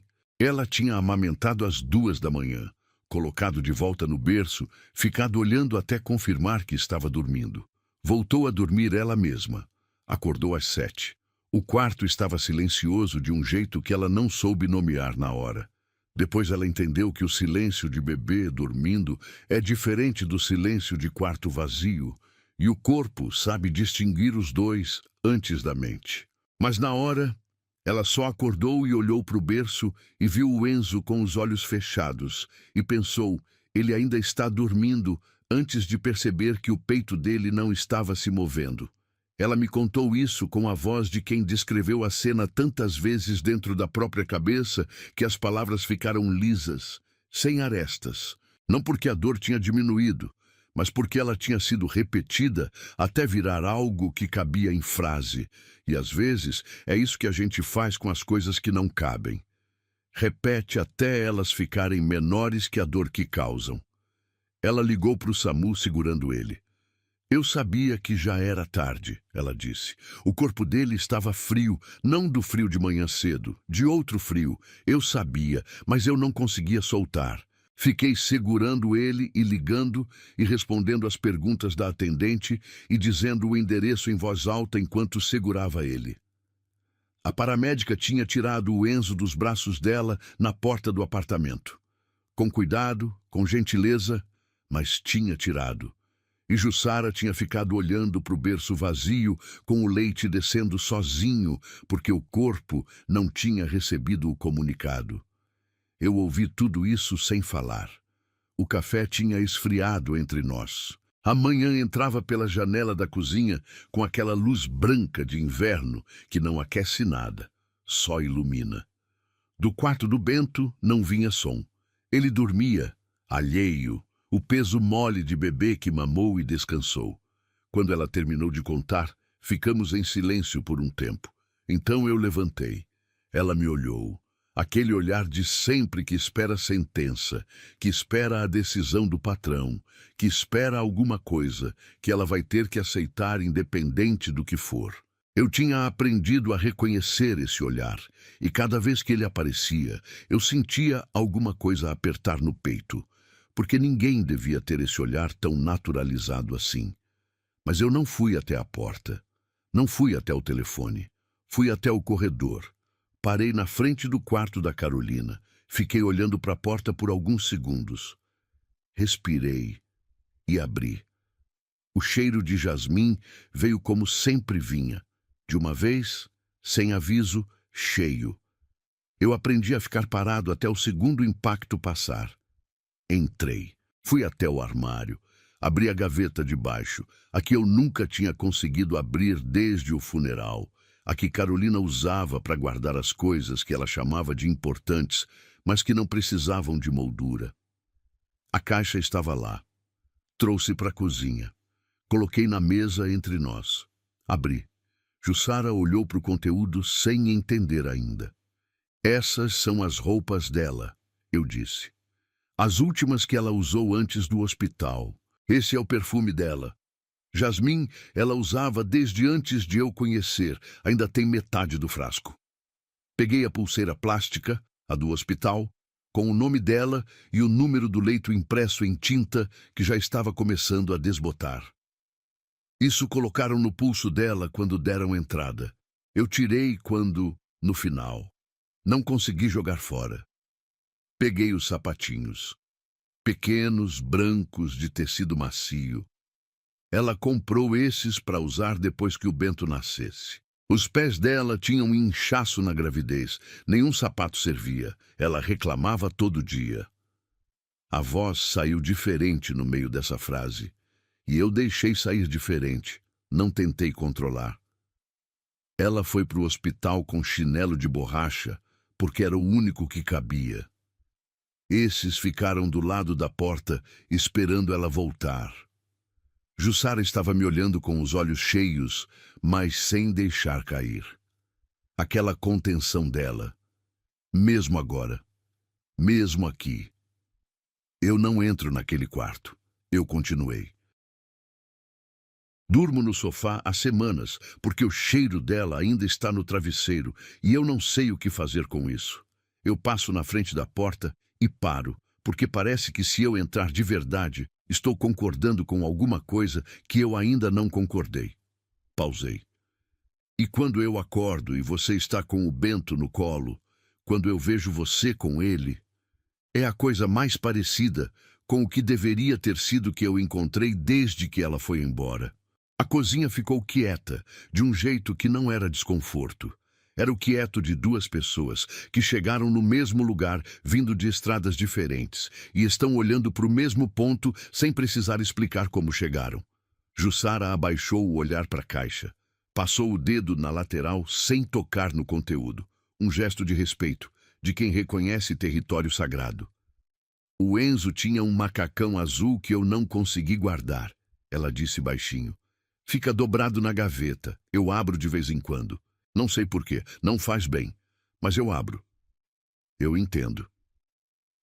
A gente não devia entender essas coisas, ela disse. E havia algo nessa frase. Não amargura, não revolta. Era quase uma constatação calma, o tipo de coisa que você fala quando já processou a injustiça o suficiente para conseguir olhar para ela de frente. A gente não tinha que estar aqui, nessa cozinha, com essas histórias. Você devia estar dormindo no quarto com a esposa. Eu devia estar em casa dando banho no Enzo. Devia, eu concordei. Mas a gente está aqui. Ela levantou o olhar. Eu olhei para você naquela primeira manhã, eu disse. E pensei, essa mulher está carregando alguma coisa. Não sabia o quê, mas reconheci o peso, porque eu estava carregando o mesmo. Respirei. 2 lutos no mesmo apartamento, na mesma semana, cuidando do mesmo bebê. Não é coincidência, ela disse. Não com misticismo, com a voz de quem ainda está tentando encontrar um jeito de isso fazer sentido, qualquer sentido. Não sei o que é, eu disse honestamente, mas sei o que está fazendo. Está me mantendo em pé. E acho que está fazendo o mesmo por você. Ela não respondeu imediatamente. Ficou olhando para a caixa de Carolina na mesa. O perfume, a pulseira, os sapatinhos brancos esperando o pé que não ia voltar. E havia no rosto dela, naquele momento, uma expressão que eu não tinha visto antes, que era diferente do profissional e diferente do vulnerável. Era o rosto de alguém sendo visto de verdade pela primeira vez em muito tempo e não sabendo ao certo o que fazer com isso. Eu tenho medo de gostar demais do Bento, ela disse por fim.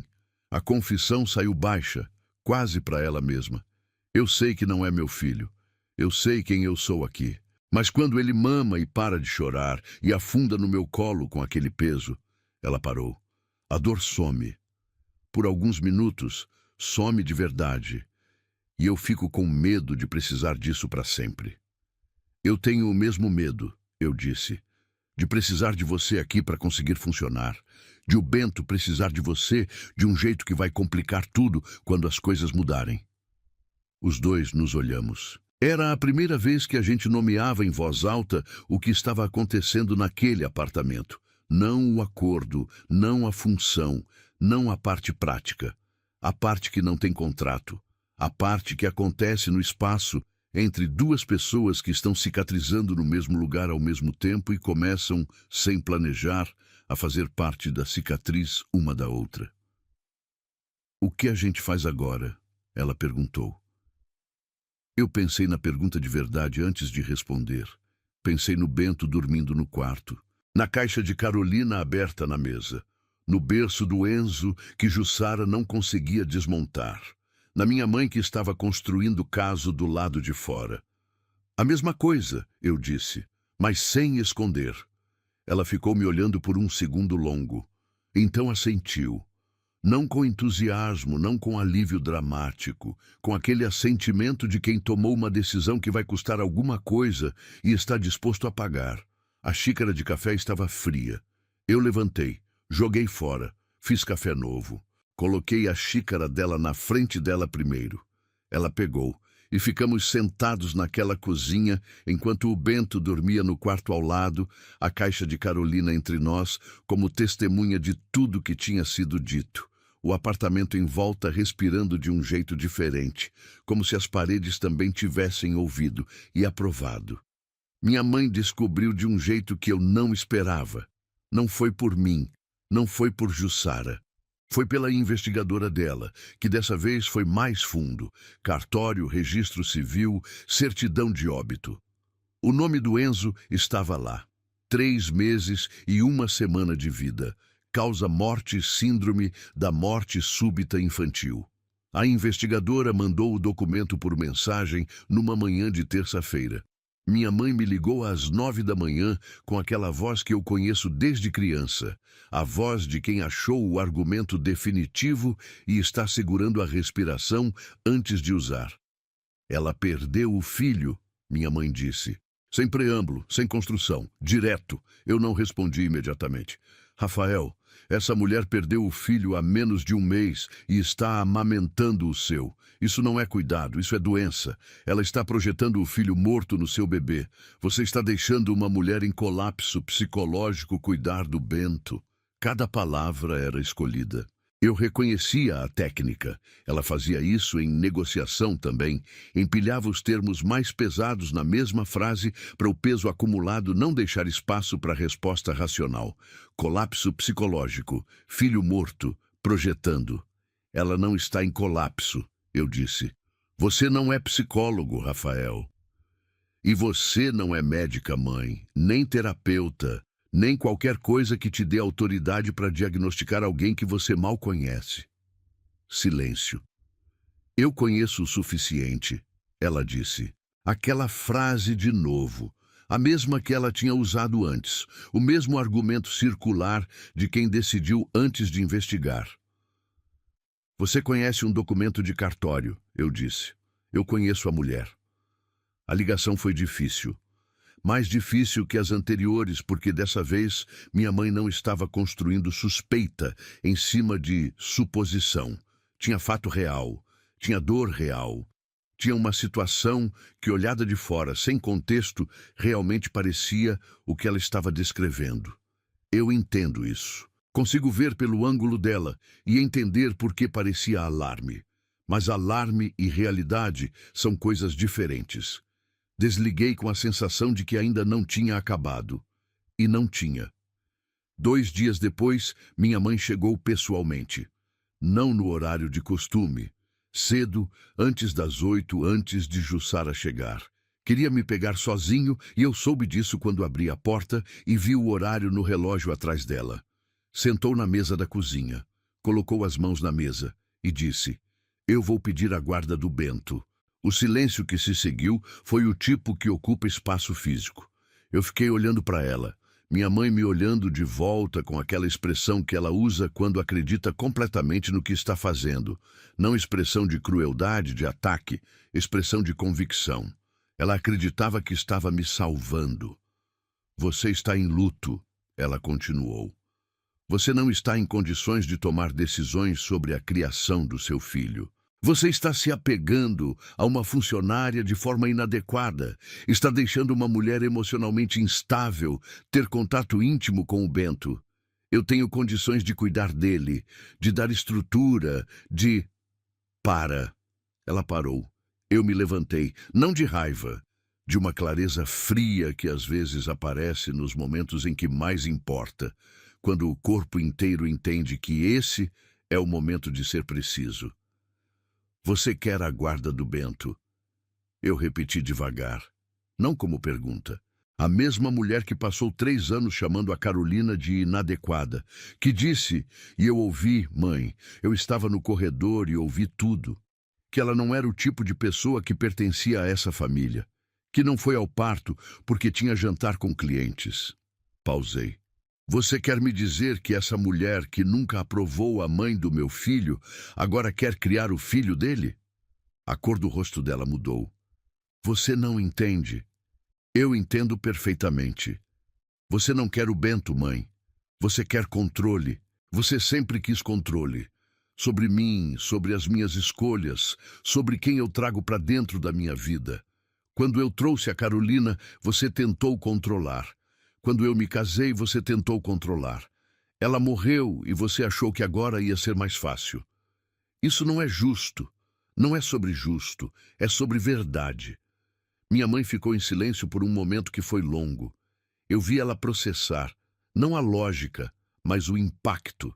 Havia algo no rosto dela que eu não via com frequência e que me desarmava sempre que aparecia. A vulnerabilidade real embaixo da armadura. "Eu perdi a Carolina também", ela disse por fim, e a voz saiu diferente, menor.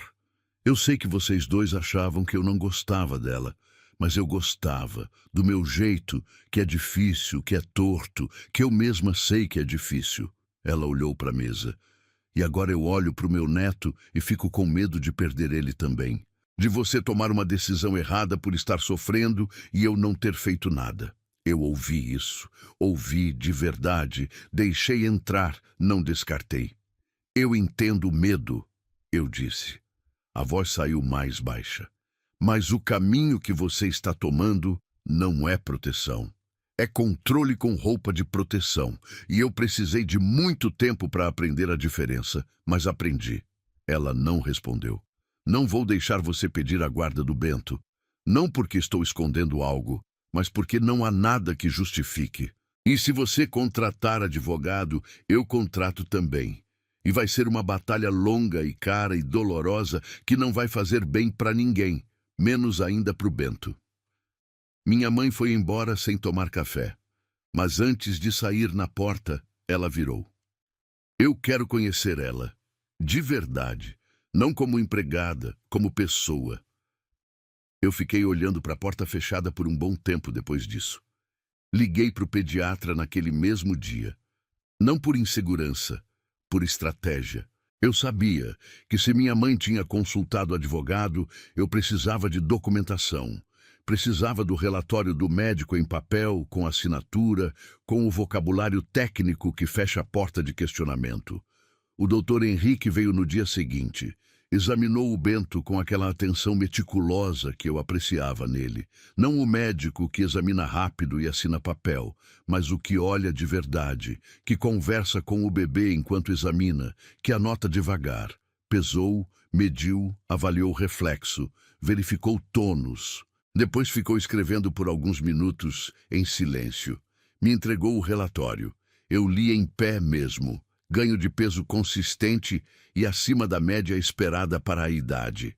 Tônus muscular excelente. Vínculo com cuidadora saudável e evidente. Bebê demonstra resposta afetiva clara à presença da responsável. Aleitamento por mãe social. Prática documentada em literatura pediátrica e reconhecida em contextos clínicos e culturais diversos. Ausência de qualquer indicador de negligência ou inadequação nos cuidados. Mãe social. Eu li o termo 2 vezes.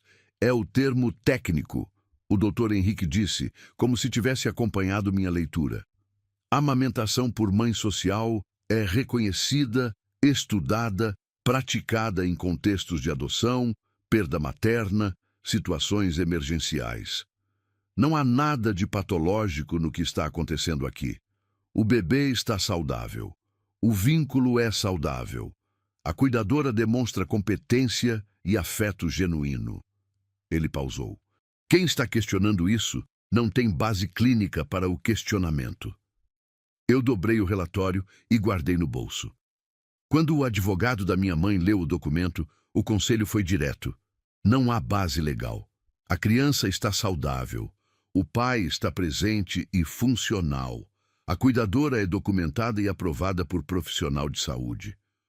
Uma ação de guarda baseada nesses elementos seria arquivada antes de começar. Minha mãe recuou. Não desistiu. Eu conheço ela bem demais para achar que desistiu. Mas recuou. E às vezes, recuar é suficiente para dar espaço para outra coisa acontecer. O que eu não sabia era o que aquela batalha tinha custado a Jussara nos bastidores. Ela tinha sabido da ameaça de guarda por mim. Eu contei porque era honesto contar, porque o acordo que tínhamos feito era sem esconder. E ela tinha ficado ouvindo com aquele rosto contido de sempre, processando em silêncio. E no final tinha dito: se eu precisar ir embora para proteger vocês dois, eu entendo. Aquilo tinha me chegado num lugar que eu não esperava. Você não vai embora, eu disse. Se alguém vai embora daqui, não é você. Ela tinha assentido. Mas eu aprendi a ver nas camadas dela que aquela oferta de ir embora não era só generosidade. Era também o reflexo de alguém que passou a vida inteira sendo o primeiro elemento removido quando as coisas ficam complicadas. Classe, função, origem, tudo conspirava para que o mundo esperasse que ela cedesse espaço quando alguém mais importante precisasse dele. Eu não ia deixar isso acontecer, mas o custo da batalha apareceu naquela noite, quando Jussara foi para o apartamento dela. Eu não estava lá. Soube depois de um jeito indireto pelo estado dela nos dias seguintes, mais quieta que o normal, olheiras mais fundas, um cansaço que não era de trabalho. Ela tinha desmontado o berço do Enzo. Sozinha, naquela noite, parafuso por parafuso. Tinha chorado durante todo o processo. Ela me contou semanas depois, sem drama, com aquela voz lisa de coisa repetida muitas vezes internamente. Cada peça desmontada era uma despedida específica. A grade lateral, onde ela apoiava o braço para não acordar ele ao colocar de volta. O móbile que ela tinha pendurado e que ele ficava olhando com aquela concentração séria de bebê, descobrindo que o mundo tem movimento. O colchão fino que guardava o formato do corpo dele, de um jeito que ela não conseguia olhar sem sentir. Tinha guardado tudo numa caixa. Tinha fechado a caixa. Tinha colocado no alto do armário. E tinha ficado sentada no chão do quarto vazio, olhando para o espaço onde o berço tinha estado. Ela me contou que ficou ali por um tempo que não soube medir. Não chorando mais. Já não tinha mais lágrima naquele momento. Só olhando para o espaço vazio e sentindo o peso específico de uma ausência que tem forma, que tem dimensão, que você consegue medir em metros quadrados de chão desocupado, E então ela tinha se levantado, tinha ido até a cozinha, bebido água, lavado o copo. Tinha aberto o caderno que estava na gaveta. Um caderno novo, comprado há semanas, mas ainda não usado. Tinha escrito no alto da primeira página, auxiliar de enfermagem. Tinha colocado o caderno na mesa onde o berço tinha estado e tinha ido dormir.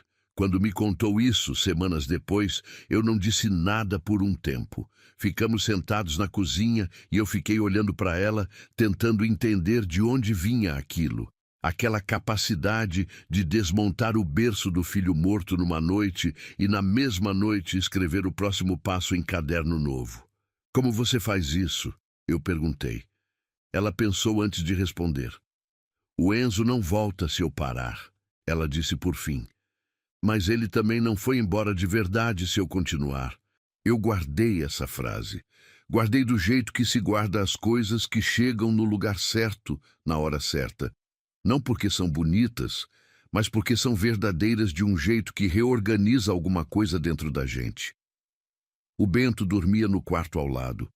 A batalha com minha mãe tinha deixado marcas, mas Jussara tinha desmontado o berço e escrito o próximo passo. E eu, pela primeira vez em semanas, entrei no quarto da Carolina antes de dormir. Não fiquei muito tempo. Só o suficiente para abrir o armário, olhar para as roupas, sentir o jasmim e fechar de novo. Mas entrei. 6 meses. Eu preciso que você entenda o que esse número significa para mim. 6 meses atrás, eu estava no sofá com um bebê que não parava de chorar, sem dormir, sem comer direito, sem conseguir entrar no quarto da mulher que eu amava. 6 meses atrás, eu era um homem que tinha parado de funcionar e não sabia se ia voltar a funcionar algum dia. Hoje o Bento está sentado no tapete da sala batendo palma. Não é metáfora.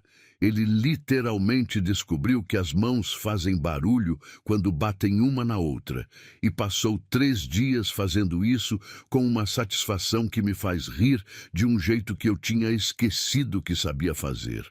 7,5 quilos, cabelo escuro que começa a encrespar nas pontas, aquele sorriso banguela de bebê que ainda não tem dente, mas abre a boca inteira quando fica feliz. Ele balbucia, não palavras ainda, mas sons que têm intenção, que têm direção, que vão para alguém específico, dependendo do que ele quer comunicar.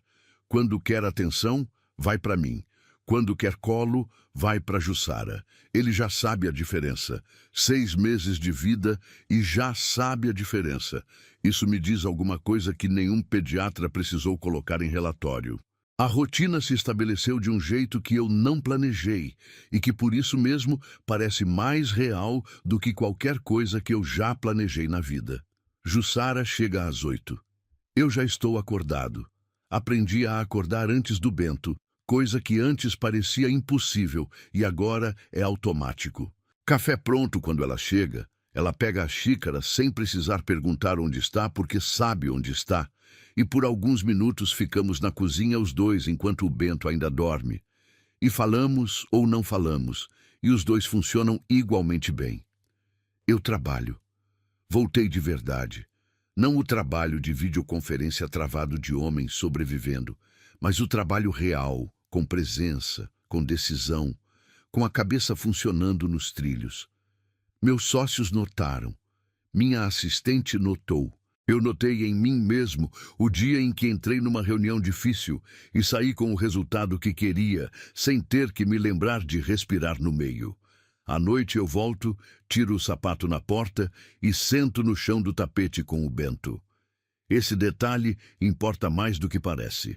Eu que nunca sentei no chão da minha própria sala na vida adulta, que tinha mobília de designer escolhida por uma decoradora que cobrou mais por hora do que a maioria das pessoas ganha em mês, sento no chão toda noite com o meu filho e fico ali até a hora do banho. De meias, com os blocos de montar espalhados ao redor e o barulho de criança feliz preenchendo um apartamento que por meses tinha sido silêncio do tipo errado. O desmame aconteceu de um jeito orgânico, como o pediatra disse que aconteceria. O Bento começou a aceitar sólidos no 5º mês. Primeiro a papinha de fruta, que ele recebeu com uma cara de suspeita que me fez rir tanto que Jussara teve que continuar sozinha, porque eu não conseguia segurar a colher de tanto rir. Depois o legume, depois a proteína, devagar, no ritmo dele. O leite de Jussara foi diminuindo na medida que ele foi precisando menos, sem drama, sem data marcada. O corpo seguiu o bebê, como o corpo de mãe faz. O vínculo não diminuiu junto. Esse é o detalhe que importa, porque o vínculo nunca foi só sobre alimentação. Eu entendi isso lá atrás, naquela primeira manhã na poltrona, mas demorei para conseguir colocar em palavras. O que Jussara deu ao Bento não foi só leite, foi presença. Foi o tipo de presença que um bebê sente antes de entender o que é sentir, que fica gravada em algum lugar no corpo antes de qualquer memória consciente se formar. Ele vai crescer sem saber o nome do que foi, mas vai carregar. Eu vou contar para ele quando for hora. Já decidi isso. Não sei quando, não sei como, mas vou contar. Que nos primeiros meses da vida dele, houve uma mulher que perdeu o filho e encontrou nele um motivo para continuar. E que ele foi amado de um jeito que dobrou o amor que ele merecia ter desde o começo. Isso não é vergonha. Isso é a melhor parte da história. A Carolina vai estar nessa conversa também. Eu abri o quarto dela no 3º mês.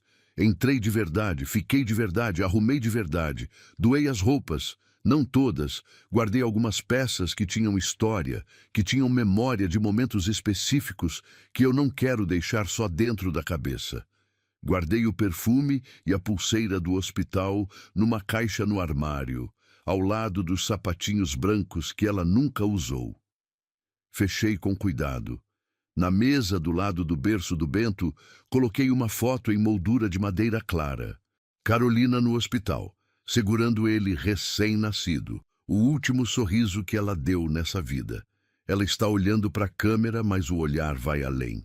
Tem algo naquele olhar que sempre me pareceu que ela já sabia de alguma coisa que eu não sabia. Ou talvez seja só o que o luto faz com as fotos dos que foram. A gente projeta sabedoria em retrospecto, porque precisamos que a despedida tenha feito sentido. O Bento dorme embaixo dessa foto todo dia. Eu acho que tá certo assim. O apartamento de Jussara também mudou. Ela me foi contando aos pedaços ao longo dos meses. A mesa onde o berço tinha estado virou estação de estudo. Ela começou o curso de auxiliar de enfermagem em março, aula 3 vezes por semana à noite, caderno com letra miúda e organizada que eu vi uma vez por cima do ombro dela e fiquei impressionado com a seriedade. Ela não faz as coisas pela metade, nunca fez. Isso eu aprendi cedo. Ela falou uma vez, de passagem, que escolheu enfermagem por causa do Enzo, não com aquela narrativa de propósito construída para soar bonita, de um jeito simples, factual, como quem descreve uma equação. A dor do Enzo precisava ir para algum lugar além de dor. Virou estudo, virou habilidade, virou a possibilidade de estar do lado certo da cama quando o outro pai estiver no corredor do hospital andando em círculo. Eu pensei em mim andando naquele corredor quando ela disse isso. Pensei em quantos pais estão naquele corredor agora mesmo, enquanto eu escrevo isso para você. E me senti grato, não de um jeito que nega a perda, mas de um jeito que coexiste com ela. Grato e partido ao mesmo tempo, que é como a maioria das coisas verdadeiras funciona. A Viviane voltou, não com bandeira branca. Minha mãe não usa bandeira branca, não é o vocabulário dela.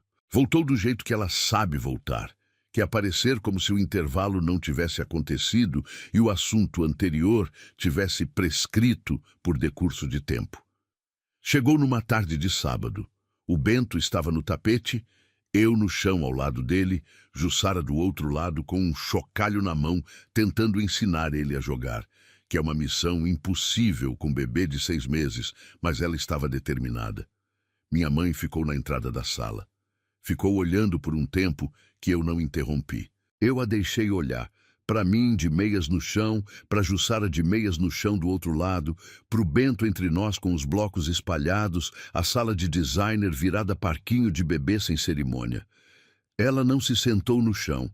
Isso seria longe demais. Minha mãe tem limites de transformação como todo mundo. Mas foi até a poltrona da sala, a que fica de lado, e sentou. Sem ser convidada, sem pedir licença, sem fazer cerimônia. Sentou e ficou olhando. O Bento olhou para ela. Ficou aquele tempo de bebê avaliando o rosto novo, uns 5 segundos de análise séria, e então abriu aquele sorriso banguela. Minha mãe teve que desviar o olhar por 1 segundo. Ela não disse nada por um bom tempo. Ficou só ali, assistindo, enquanto o Bento batia a palma e Jussara fingia esconder o rosto atrás das mãos, e ele gargalhava cada vez que ela revelava aquele jogo que os bebês não enjoam nunca e que os adultos ficam fazendo por isso. Quando ela falou, foi baixo, quase para si mesma. Ele é feliz. Não era pergunta. Era a conclusão de alguém que chegou com um veredito pronto e encontrou evidência que não cabia nele. É, eu disse. Ela ficou mais 1 hora. Não interagiu muito, observou. Mas antes de ir embora, passou pelo berço do quarto do Bento, viu a foto da Carolina na mesinha. Ficou olhando por um momento. A mão dela foi até a moldura, mas não tocou. Ficou no ar por 1 segundo e voltou. Ela teria gostado de ver ele assim, minha mãe disse. Eu engoli alguma coisa. Teria, concordei. Ela foi embora sem o confronto de sempre, sem a avaliação de sempre. Só foi. Não sei o que isso significa no longo prazo.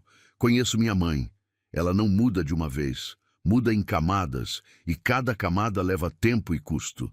Mas algo tinha rachado, não a dureza toda, não a necessidade de controle, não os anos de padrão construído, mas alguma coisa específica daquele dia, naquele apartamento. A Dona Rosa veio numa tarde de domingo, mãe de Jussara, uma mulher pequena, cabelo grisalho preso, avental com estampa de flor que ela claramente colocou porque ia sair de casa, mas que claramente é o avental do dia a dia. Veio de ônibus com Jussara, trazida para conhecer o bebê que a filha cuidava. Ela pegou o Bento no colo com aquela naturalidade de avó, sem hesitar, sem pedir instrução, o jeito de quem já pegou muitos bebês na vida e o corpo sabe o que fazer. O Bento foi sem reclamar, olhou para o rosto dela com a avaliação de sempre e sorriu. A Dona Rosa olhou para Jussara com um olhar que eu precisei de 1 segundo para decifrar. Não era orgulho exatamente, era reconhecimento. A mãe reconhecendo na filha algo que ela sabia que estava lá, mas que tinha medo que a dor tivesse destruído. Esse menino te trouxe de volta, filha, ela disse. Jussara olhou para a mãe, olhou para o Bento, olhou para mim de relance, rápido, quase imperceptível. A gente trouxe um ao outro, ela respondeu. Eu precisei ir até a cozinha pegar água, que eu não estava com sede. Naquela noite, depois que todos foram embora e o Bento dormiu e a casa ficou quieta do jeito bom, Jussara e eu ficamos na cozinha com o café de sempre.